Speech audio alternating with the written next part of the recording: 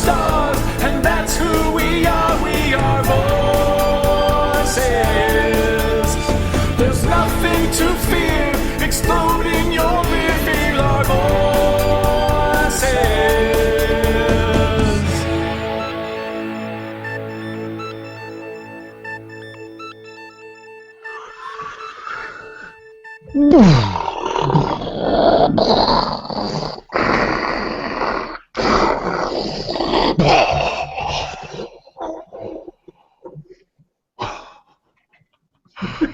Welcome back to Voice of the Republic. This is Evil Ed.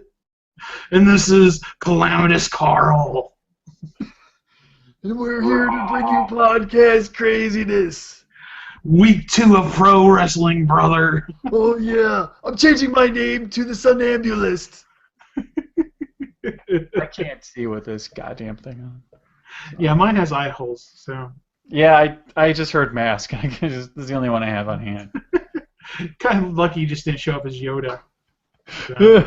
Oh, you could be like the Shockmaster. Did you ever see the Shockmaster? Who's the Shockmaster? It was like late 80s, early 90s, I think, or something like that. Or maybe mid 90s. It was a guy that was being introduced, and he's supposed to be like he's the big, powerful guy that's coming in on this as the secret tag partner for this group. And someone, like, he's supposed to bust through a wall, but someone actually, like, put a board down at the bottom. So when he bust through the wall, he tripped over the board, and he just, like, fell all over the place. Oh. But he had his helmet on, and it was seriously a stormtrooper helmet that was just purple glitter. Like, that's all it was. And he was supposed to be the Shockmaster. And he, like, when he fell through, his helmet came off and everything, so he's scrambling to get his helmet back on. It's like one of like the most infamous like pro wrestling moments of all time. It's great. So now he's the shit eater. Yeah. Well, you remember? I think it was Earthquake of the Natural Disasters. Remember those guys? She had Typhoon and Earthquake. They're two really big dudes. Awesome. Well, it was I believe it was Earthquake. It was either Earthquake or Typhoon. I can't remember which one it was, but it was one of those two guys. He was supposed to be a Shockmaster. Shockmaster. It was shocking. Oh, it's great. I'm sure his dentist was shocked the next day. Yeah. By the way, this is the El Generico mask from the indie wrestling. He's now with NXT as Sami Zayn. So. Yeah, and Carl sent me some clips of El Generico in action, and please look him up. He is really amazing. Apparently, he's being weaned into absolute top-level pro wrestling shape by the WWE. The guy's, he's Jackie Chan for wrestling, and he's amazing. Yeah, he's a lot of fun. So if you get a chance, if you ever get on the WWE network or you get to watch NXT, watch his matches with Cesaro. Really good matches, especially his 2 out of 3 fall match. It was really amazing. So, but we're not talking about pro wrestling this week. No, we're very excited about it. But if you are checking out this show and you happen to like pro wrestling, you may want to go to last week's show, and you'll see our 4-parter on pro wrestling, the history of where it's at today, and why it's so fucking exciting. Yeah, it is. Well, it was really funny because I mentioned this, but I had a room full of people that usually don't watch wrestling watching WrestleMania with me, and by the end of it, everyone was just like crazy over it. It was great. So that's beautiful. That says it all. Cool. But that's not this show, like you said. Exactly. Today. Oh, there's only 2 of us. We don't know how to juggle the intros. Speaking of, Mike is not with us this week because he's actually at Marble City Comic Convention in Knoxville, Tennessee. Yeah. So we decided to fire him. So he'll never be back. Hey, that's how it goes, you know? We run a tight ship here. Yeah. One and done. One and done. Even though he's been with the show since the beginning.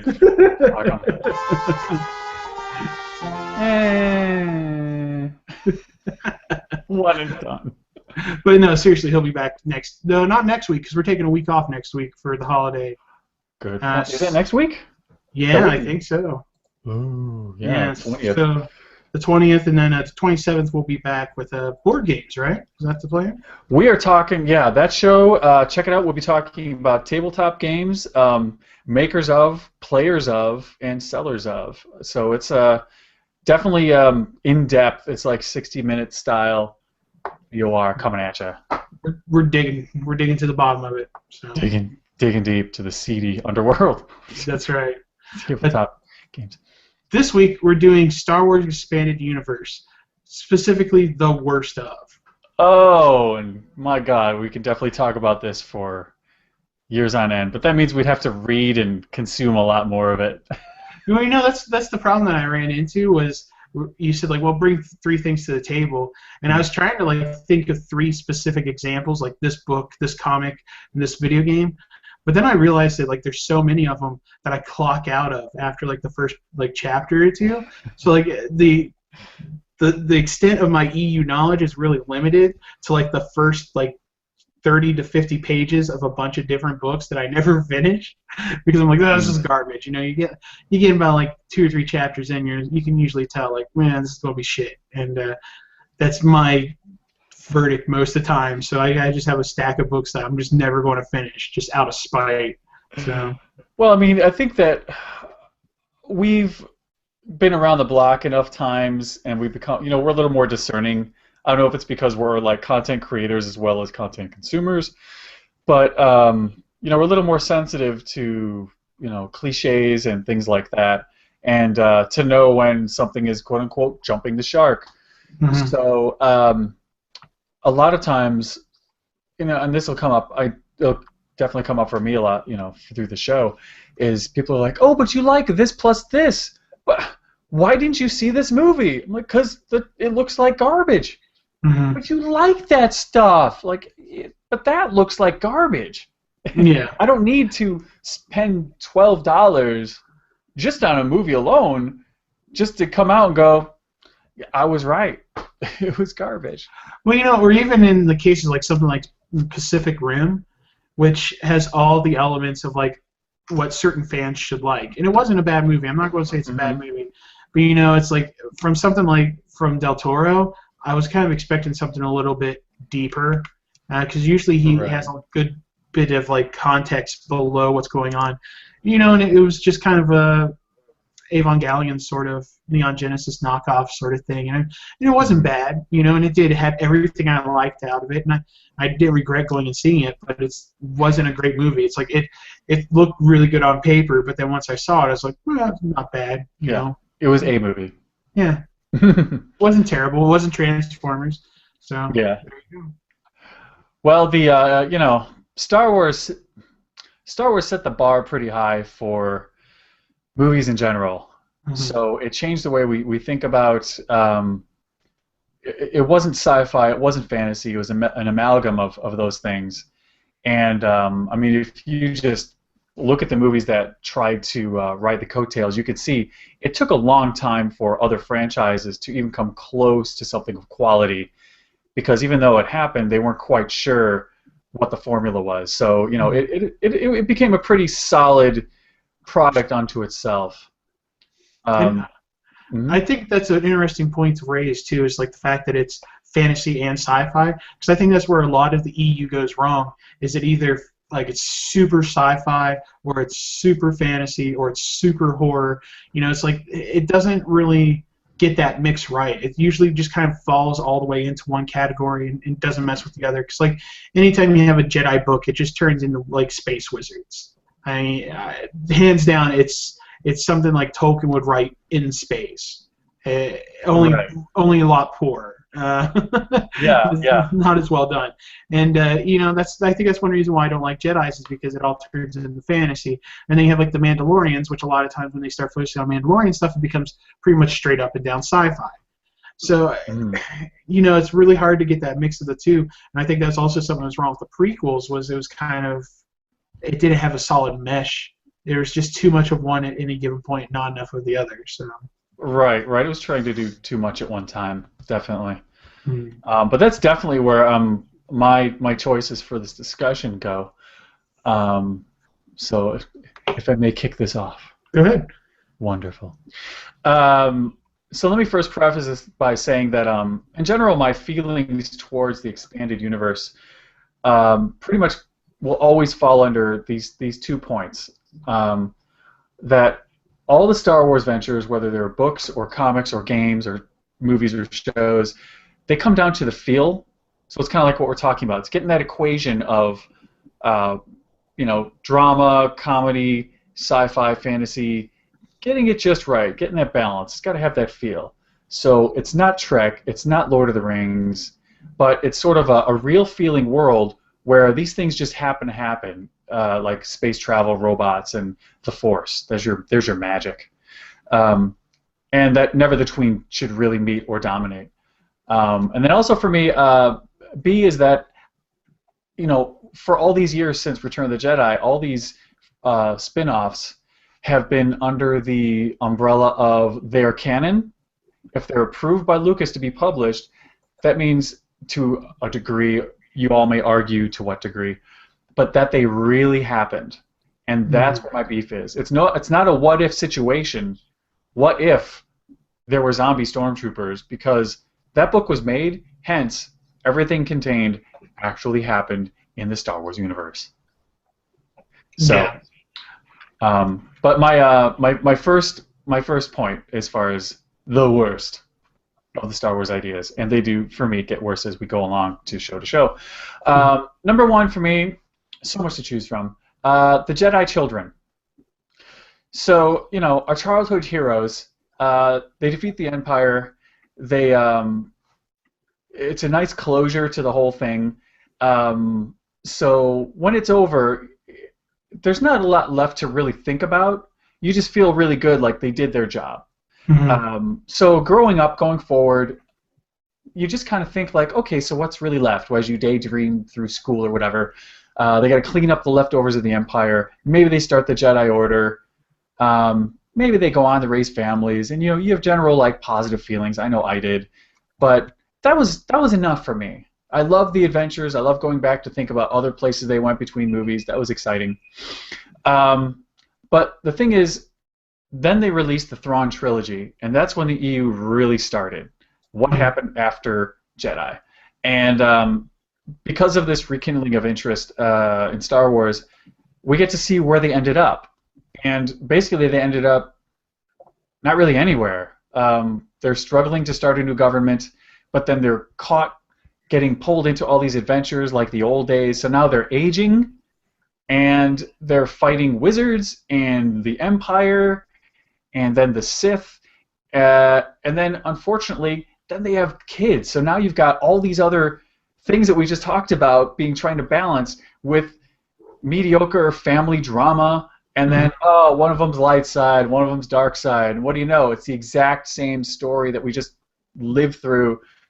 Nothing original is really happening, and it's the same people going through the same shit over and over again. Meanwhile, our characters are along for the ride. Han and Leia are touring the galaxy in the Falcon, which is now like the family Winnebago. You're trying to start a government. Why is this your responsibility, to chase after these? Yeah, it's like, isn't there anyone else that you can delegate this to? I mean, it's like, you've worked so hard to get to the point where you are. I mean, like, they're generals. Like, it's General... Exactly. It's General Solo. You should have a guy. You should have, like, a guy Friday to be like, you know what, go take care of that because I got to have dinner with the family. Exactly. You pass the torch. You delegate. That's what managers and leaders do. They lead. They don't leave the Senate or the Republic or whatever to jump into the fray. It's not happened. So, I understand that everybody wants to go back and revisit their characters, revisit these worlds, and feel good about it, but I just think that it has been handled in a really cheesy, predictable way, and it relies on nostalgia to validate it. Yeah. And it's a letdown. It's like getting away with murder just because it says Star Wars on it. So yeah, Jedi Children.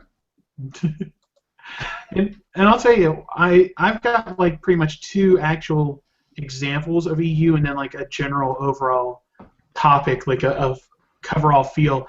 And you're kind of hitting on the coverall, but I think I'm going to save that for the third part because it's going to be a long talk. So I'll just go and give them to my first pick because it's pretty easy to break down. But Death Troopers, having zombies in the Star Wars universe was such a cheap cash in. You know, to have like what's popular right now? Vampires. Might not be able to do that. Oh, zombies. We could do that. Let's put them on Star Destroyer. And then for some reason, Han and Chewie are there. You know, it's like, oh, like the fact that it wouldn't even been so bad. But like you said, it's the combination of like this is canon now, and not only that, but two of the main characters from the story were there. You know, it's like really, it's like, do we need Han and Chewie for a zombie adventure? Like at that point, it starts feeling super fan fictiony to me. Like, exactly. I'm going to take these two characters that I really liked and put them in a situation that they probably would never be in this universe. It's like, what if Han and Chewie fought Freddy Krueger? Ooh, I'm coming to get you, bitch. You know, it's like, well, it's called shoehorning. Yeah, it's so bad, and that's one of the things that I really kind of came down on with the Clone Wars cartoon was they did it not as bad as Death Troopers, of course, but like to me that's just like that's the high point of just like cashing in, just like selling out, whatever, you know. But like when you try to force that sort of thing in there, it just doesn't work for me. So that's my pick for the first part there. So yeah, I actually hate me if you will, but I didn't mind. I hated the Death Trooper concept. It was clearly cashing in, but all right, it's Star Wars. They're gonna make a buck. I've seen ideas where it's clearly based on a genre, but it happens to work. Mm-hmm. So I'm like, all right, we'll give it a shot. So I started on that novel of Death Troopers, and I'm like, all right, it's not badly written. It's all contained, so it's not like it's going to take over the universe. So I'm just like, I'm letting it, I'm accepting it on its own terms, and I'm having fun with it. And I was actually okay with it until Han and Chewie showed up. And then I had to peace out, because that was just a bridge too far. That's that stereotypical EU moment where you're just like, okay, this isn't too bad. It's like, all right, well, this person's a little more powerful than they have any right to be. That's fine. But you just finally hit that one moment where you're just like, oh, this is bullshit. This is so dumb. And it's like, and that's when you're out. You just, like you said, you just got to peace out. You're done. That's it.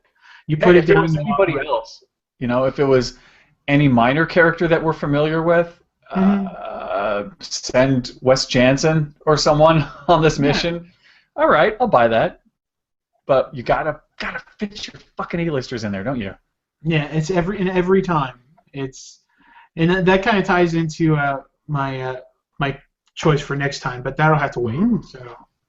Well, cool. Speaking of, all right, we'll be back tomorrow to talk about these ideas and the worst of the EU. There's plenty to pick from. Yeah, I had a hard time. It's like you're like, oh, pick 3.